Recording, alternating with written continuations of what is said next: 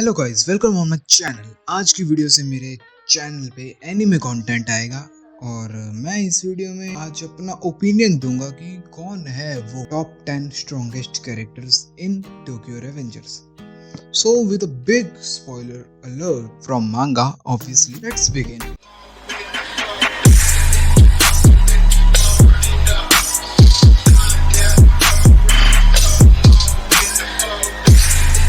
So on number 10 is Zombie. I mean Shuji Hanma. 誰？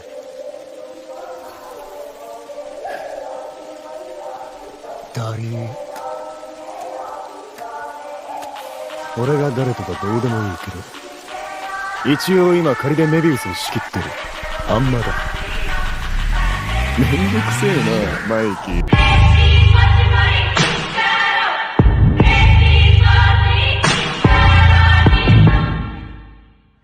This bad guy is one of the most difficult fight givers in the anime.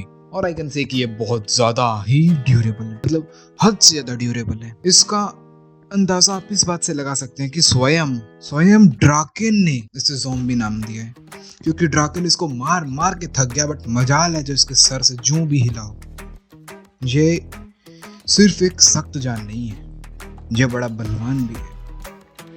ये इतना capable fighter है कि अकेले 10 strong डेलिंक्वेंट्स को हरा सकता है, और उसने ये किया भी है मांगा में।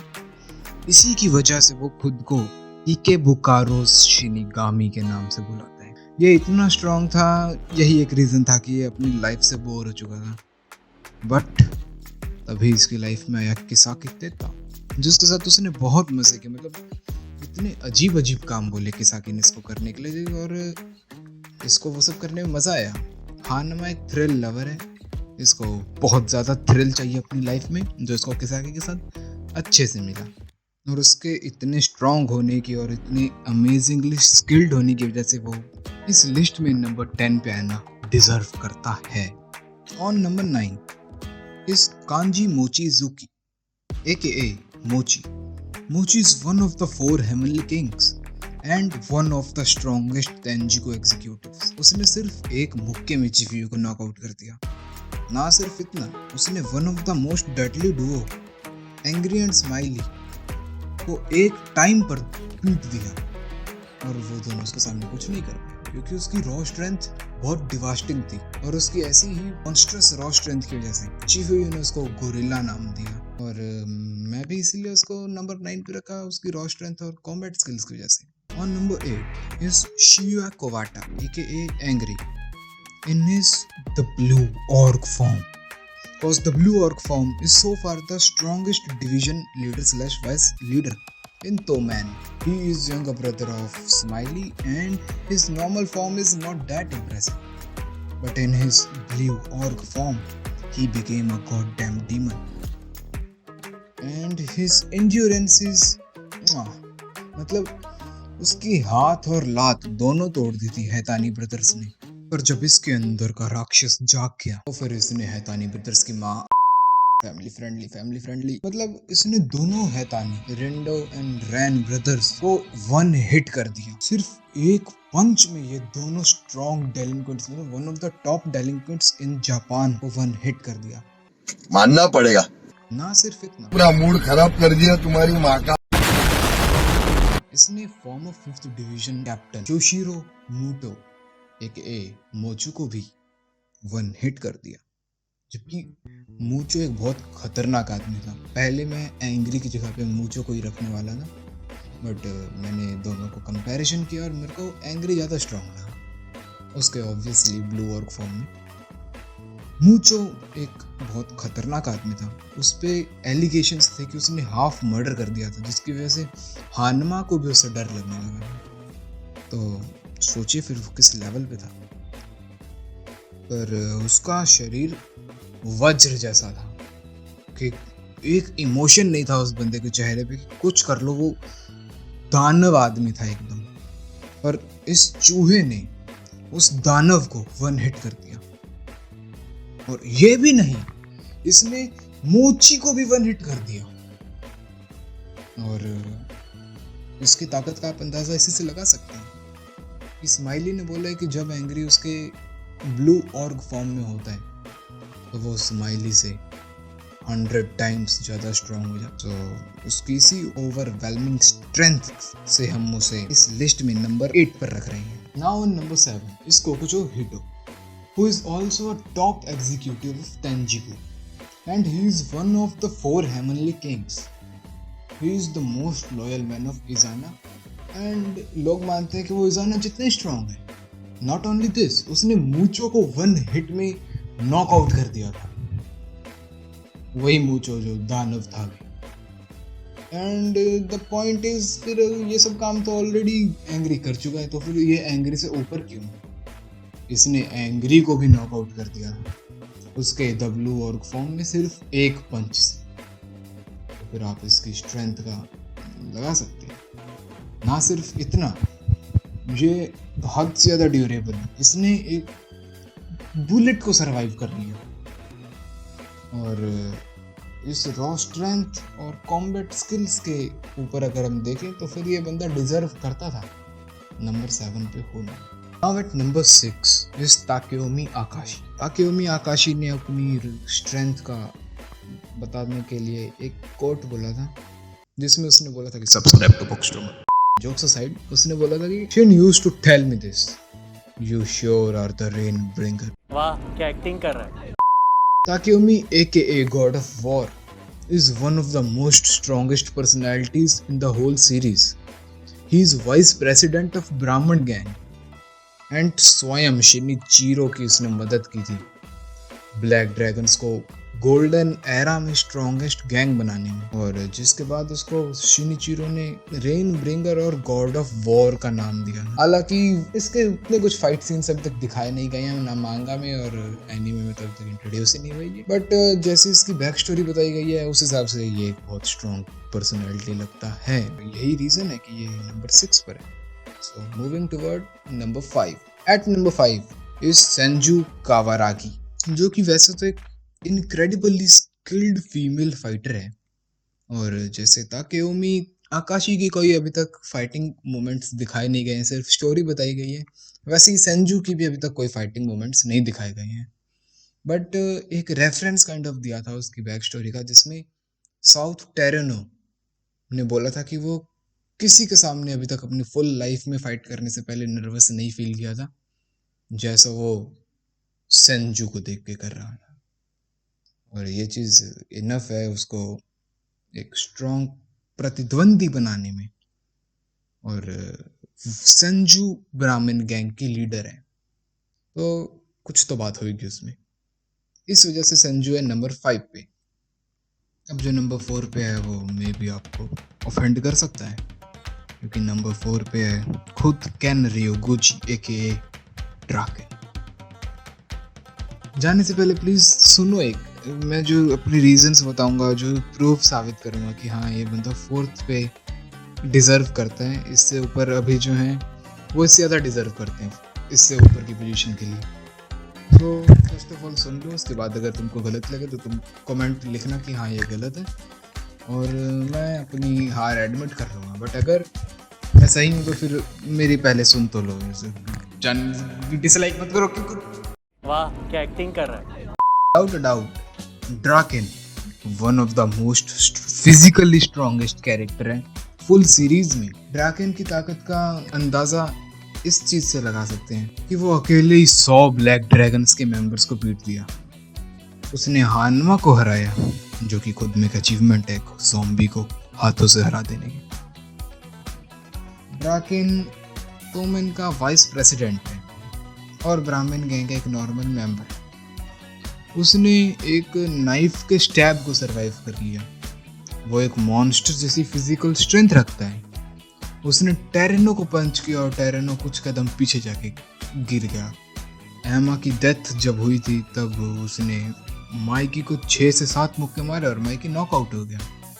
वो अलग बात है कि माइकी जानबूझ के वो मुक्के खाया, और माइकी उस वक्त डिप्रेस्ड भी था, जिसकी वजह से वो अपने टॉप मोस्ट प्राइम फॉर्म में नहीं तो उसको ज़्यादा मुक्के खाने पड़ते, वो ड्यूरेबल है इतना, इसलिए वो इस लिस्ट में भी नंबर 4 पे है। On number 3 is Taiju Shiba. Taiju Shiba एक लंबा आदमी है जिसके सामने ड्राकेन भी बच्चा लगता है, और उसको किसी गैंग के लिए ज़रूरत नहीं है, मतलब वो गैंग्स के लिए बना ही नहीं है, क्योंकि वो आदमी अपने अंदर में ही एक गैंग है। वो इतना ज़्यादा स्ट्रांग है कि वो पूरी की पूरी तोमेन को अकेला ख़त्म कर सकता है। अगर ड्राकेन और माइकी को एक बार के लिए साइड रखते हैं तो ड्राकेन और माइकी से उसको 1v1 करना पड़ेगा। माइकी से शायद ना जीते या फिर जीत भी सकते हैं, बट ड्राकेन से तो श्योरली जीत जाएगा, क्योंकि वो बंदा खुद में ही एक पावर हाउस है। ताकेमिची ने भी ये चीज़ क्लेम किया था कि उसने अपनी ज़िंदगी में, मतलब उसने सबसे मुक्के खाई हैं, बट उसने अपनी ज़िंदगी में सबसे ज़्यादा पंच जो स्ट्रॉन्ग थे वो तैजू से खाए हैं। मतलब तैजू ने उसको उसकी ज़िंदगी के सबसे स्वादिष्ट ताकतवर मुक्के खिलवाए हैं, और जो कि तैजू की नज़र में सिर्फ उसकी स्ट्रेंथ का 25% था। और इसके बाद भी उसकी जब उसका नाइफ स्टैब उसने सहा तो वो मरने की हालत में नहीं पहुंच गया, जैसे ड्राकेन मरने की हालत में पहुंच गया। But there is a point कि ड्राकेन अकेले 20 लोगों से लड़ा था वो स्टैब खाने के बाद, पर लड़ा तो वो आखिरकार लोगों से ही था ना, MVP से नहीं। तुम भी जानते हो MVP ही स्ट्रांग है पूरे एनीमे में। मेंबर्स जो होते हैं नॉर्मल मेंबर्स, वो पिटने के मोटिव से ही आते हैं, वो पीटने के मोटिव से नहीं आते, पिटने के मोटिव से आते हैं। और दूसरी तरफ तैजू अकेले 3 MVPs प्लस ताकेमिची से लड़ रहा था, स्टैब होने के बावजूद। इससे तुम उसकी स्ट्रेंथ का अंदाज़ा लगा सकते हो कि कितना ज़्यादा ड्यूरेबल भी है और कितना ज़्यादा स्ट्रांग भी है। या फिर लड़ने की जगह मैं ये भी कह सकता हूँ कि डिस्ट्रॉय कर रहा था, क्योंकि इसको कुछ फ़र्क भी नहीं पड़ रहा था उसके सामने कौन लड़ रहा था। उसने मित्सुया, हाकाई, चिफुयू जैसे MVPs को बड़ी आसानी से पीट रहा था, वो डिस्ट्रॉय कर रहा था, जो कि उसके अनुसार सिर्फ उसकी स्ट्रेंथ का 50% था। तो फिर तुम सोच सकते हो कि उसके 100% इसकी नज़रों में क्या होगा। इन सब के बाद भी वो माइकी को सिर्फ एक पंच में नॉकआउट कर दिया था, जो कि उस वक्त भी माइकी ने अपनी मतलब जानबूझ के खाया था, और उस वक्त भी माइकी अपने प्राइम फॉर्म में नहीं था, बट एटलीस्ट ड्राकेन वाली फॉर्म से अच्छी फॉर्म में ही था, क्योंकि ड्राकेन वाली फॉर्म में बिल्कुल ही वो डिप्रेस्ड था। तैजू की फॉर्म में डिप्रेस्ड नहीं था उतना, सैड था, बट डिप्रेस्ड नहीं था। तो तुम खुद सोचो, तुम एक बार स्टैब हो चुके हो, तुम 3 MVPs प्लस ताकेमिची को डिस्ट्रॉय कर चुके हो, और उसके बाद तुम माइकी को 1 पंच में नॉकआउट कर रहे हो, जो कि उसकी नज़रों में 50% स्ट्रेंथ है उसकी।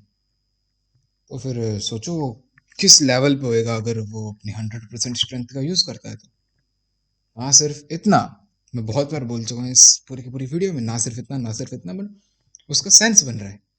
माइकी ने उसको एक किक मारी और वो गिर गया, बट वो उससे नॉकआउट नहीं हुआ, कुछ ही सेकंड्स में वापस खड़ा हो गया। तो अपनी इसी मॉन्स्ट्रस स्ट्रेंथ की वजह से और फाइटिंग स्किल्स तो उसके लाजवाब हैं, इसकी वजह से वो नंबर 3 पे डिजर्व करता था, बिकॉज वो ड्रैगन से ज़्यादा स्ट्रॉन्ग है।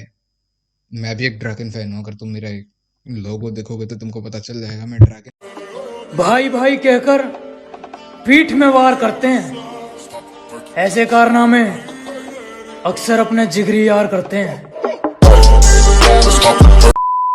सो नंबर 2 इज सानो मांजिरो AKA माइकी, जिसे आधे लोग अभी ड्रैगन की बात सुन के ऑफेंड हो गए होंगे, वैसे बचे हुए आधे लोग इसकी बात सुन के ऑफेंड हो गए होंगे।